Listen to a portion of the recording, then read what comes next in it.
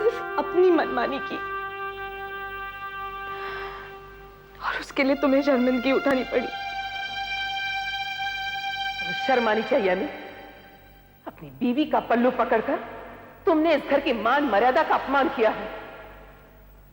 माथुर खानदान के आने वाले चिराग को बुझाकर तुमने अपने ससुराल के आदर्श को बखूबी निभाया है। माँ, अपने घर की बातों में सुमन के घर वालों को क्यों घसीट रही हो? देखा देखा आपने कैसे तरफदारी कर रहा है अपने ससुराल वालों की। इसलिए मैं आपसे कह रही थी कि नौकरी करने वाली लड़की हमारे घर की बहू नहीं बन सकती। इट्स टू लेट माँ। उनके और हमारे रहन सहन में, सोच विचार में जमीन आसमान का अंतर है। ऐसा मैंने क्या कर दिया माँ? नहीं बहू, तुमने कुछ नहीं किया, कुछ भी नहीं किया तुमने। तुम्हारा तो कोई कसूर नहीं। जब अपना ही सिक्का खोटा हो तो किसी दूसरे को दोष देके क्या फायदा? माँ, इतने कड़वे बोल क्यों बोल रही हो माँ? अच्छा, मेरी कड़वाहट तुम्हें नजर आती है और तुमने जो खून के आंसू रुलाया वो नजर नहीं आता?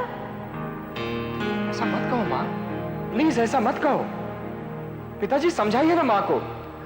क्या समझाऊं बेटी, तुमने तो हमें बिल्कुल पराया बना दिया। आप भी? पिताजी आप तो ऐसा मत कहिए। तो और फिर क्या कहूं? ये कहूं कि माथुर खानदान का पहला चिराग जलने से पहले ही बुझ गया।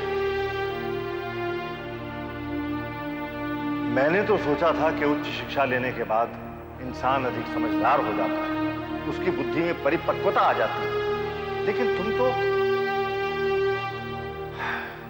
इसमें तुम्हारा भी कोई दोष नहीं है बेटे। हो सकता है कि हमारी शिक्षा, हमारे संस्कारों में कोई कमी रह गई। पिताजी ऐसा मत कहिए। पिताजी मुझे अपनी नजरों में मत गिराइए। मैं आपके हाथ जोड़ता हूं। मैं मजबूर था। मजबूर? ऐसी कौन सी मजबूरी थी? कौन सा पाठ टूट पड़ा था? माँ, सुमन। मैं बताती हूँ माँ, मैं ये बच्चा अभी नहीं चाहती थी। अच्छा, और अमित तू? चोरों का गुलाम। अपनी बीवी की मर्जी रखने के लिए तूने हमारी मर्जी, हमारी आशा को नजरअंदाज कर दिया। माँ जी, आप इतनी सी बात को। इतनी सी बात? वाह, क्या सोच, इतनी सी बात। जीव हत्या को तुम इतनी सी बात कहती हो? अगर हम भी यही सोचते तो ना कभी अमित पैदा होता, ना इसकी तुम्हारे साथ शादी होती, और ना। माँ, शांत भी हो जाओ माँ। जो हो चुका हो चुका। हाँ, और दो बीवी को छूट। पढ़ी लिखी कमाओ बीवी है ना। माँ जी, पढ़ी लिखी होना, कमाना कोई गुनाह तो नहीं है। और फिर बच्चा तो बाद में हो सकता है, लेकिन मेरा करियर। करियर करियर करियर, बस बहू, तुम्हारे लिए करियर ही सब कुछ है। ये घर, इस घर की खुशी तुम्हारे लिए कुछ भी नहीं। मैंने ऐसा कब कहा? कहा नहीं, लेकिन करके दिखाया तुमने। सुमन, सुमन। जाओ जाओ जाओ, मेम साहब रूठ गई है ना तुम्हारी, जाके मनाओ उसे, तलवे चाटो उसके। अब बस करो गायत्री, जा बेटा।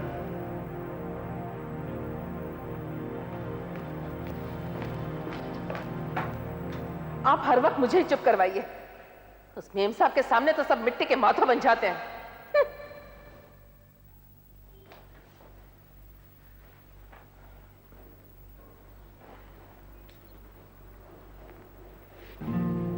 सुमन, सुमन, माँ गुस्से में है, उनकी बात का बुरा नहीं मानते। देखो, तुम ये चाह रही थी कि इस वक्त बच्चा ना हो, और माँ तो बच्चे की आस लगाए बैठी थी। तुम्हारी किसी बात को मैंने नहीं समझा हो, मैंने नहीं जाना हो, तब बताओ। मेरी एक छोटी सी डिसीजन का इतना बड़ा इशू बनाया जा रहा है, जैसे मैंने कोई जुर्म किया हो। अब तुम बात का बतंगड़ बना रही हो। गलती हमारी है, क्यों बात को आगे बढ़ा रही हो? मैंने कोई गलती नहीं की।